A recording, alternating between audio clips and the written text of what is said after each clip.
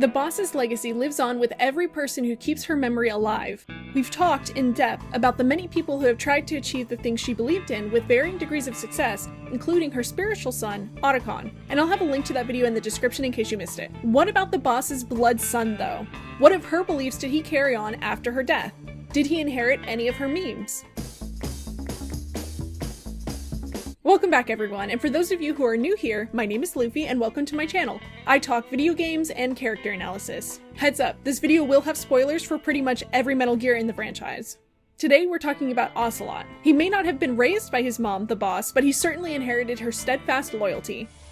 How do we know Ocelot is the boss's son? Two of the stories we hear in MGS5 match up uncannily, and I know Ocelot says in MGS5 2 + 2 = 5, but in this case, 2 + 2 = 4.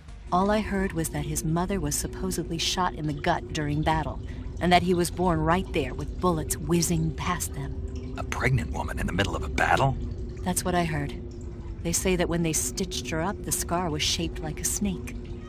I gave birth on the field of battle.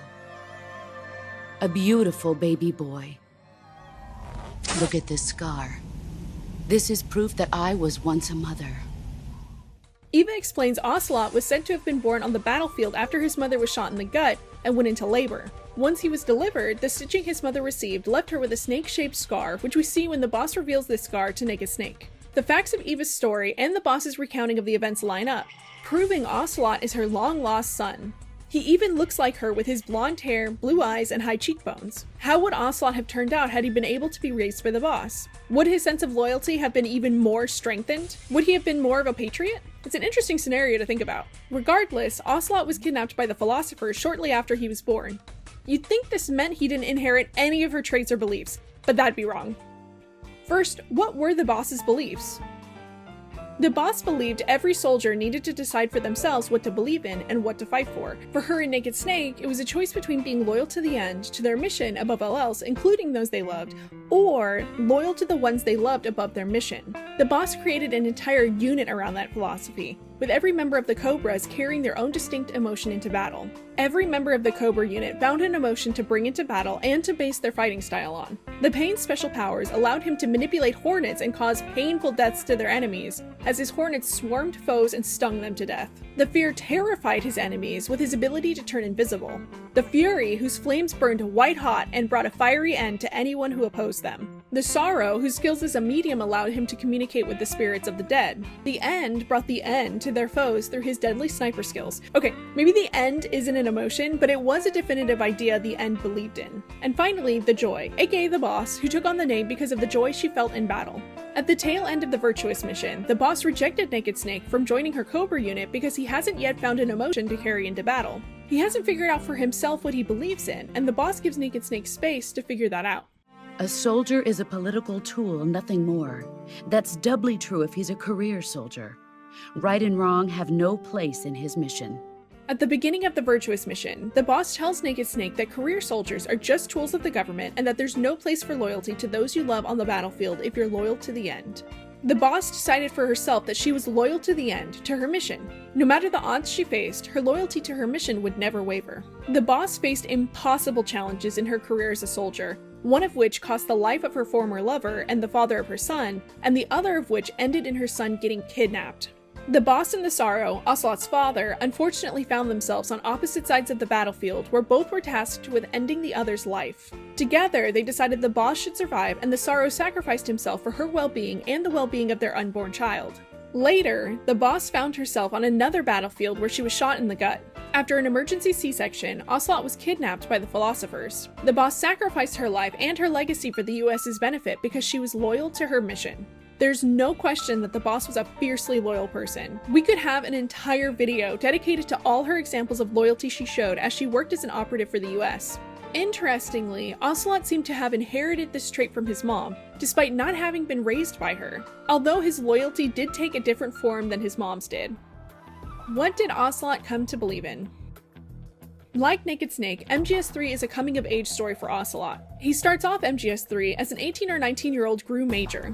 He's cocky, and readily shows off his gunplay skills. Unknowingly, Ocelot's on a journey to decide what he believes in / what he's fighting for. In the beginning of MGS3, Ocelot is just following his mission, like Naked Snake is. Ocelot's mission is to support Naked Snake as his KGB contact in Volgan's ranks. He's supposed to have cleared a way for Naked Snake to rescue Sokolov, but his meetup with Snake is hijacked by Eva and the two never get to work together directly. Regardless, Naked Snake has a huge impact on Ocelot. Because of the remarks Naked Snake makes about Ocelot's gunplay, Besides, I don't think you're cut out for an automatic in the first place.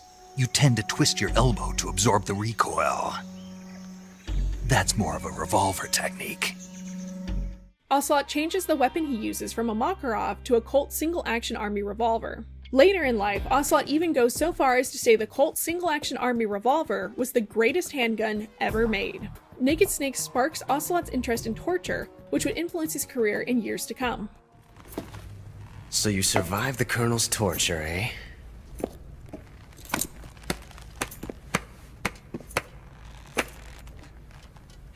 Watching this has made me realize something. It's really not that bad.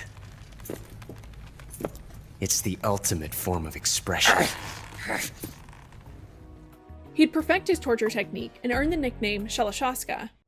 And suddenly I received the honor of becoming Special Interrogation Advisor to the forced labor camps.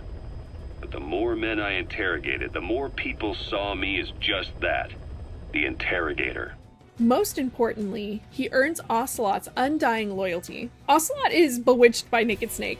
He's impressed by his combat skills and even goes so far as to eat all of the food Naked Snake accumulated over Operation Snake Eater to try and gain a better understanding of him. In later games, Ocelot becomes a fiercely loyal companion. In 1984, 20 years after Operation Snake Eater, BB asks Ocelot to properly train up BB's Phantom, Venom, so that he can believably take the heat from BB's enemies while BB builds his outer heaven. To do this, Ocelot hypnotizes himself into believing Venom really is BB. What a surrender of self to hypnotize yourself into forgetting the identity of the most important person in his life, while trusting that the person you're doing this for isn't going to hang you out to dry.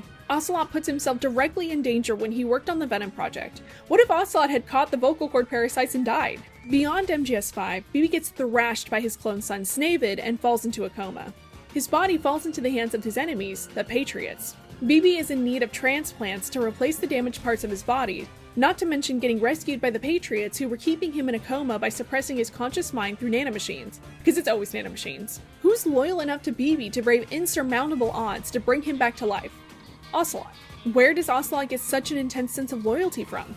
His mom. The boss was loyal to the end, to her purpose, above all else. She sacrificed her body, reputation, and her life for her mission. She lost her son and the love of her life, but still continued on, never abandoning the times that dictated she turn on those she loved or sacrifice her health for their benefit. Ocelot's loyalty runs just as deeply as his mom's did for the US, though instead of dedicating himself to a country, he's dedicated himself to a man, BB. Ocelot is willing to sacrifice his life like his mom does, and eventually does end up sacrificing himself to make sure BB's able to resurrect from his coma. The boss's strong sense of loyalty lives on in her son. It makes me wonder what else he would have picked up from her had he had the chance to be raised by her. I wonder if he wouldn't have abandoned his loyalties to his country for a man though. What do you think? How would Ocelot being raised by the boss have changed him? Thank you so much for making it to the end of my video. We're getting so close to getting monetized. We're just a couple hundred hours short of the watch time required, so please share these videos around to someone you think would enjoy them. Please like, subscribe, turn notifications on, and join us in Discord. We're always talking about MGS. More importantly than that though, please take care of yourself, and I'll catch you in the next one. Thank you.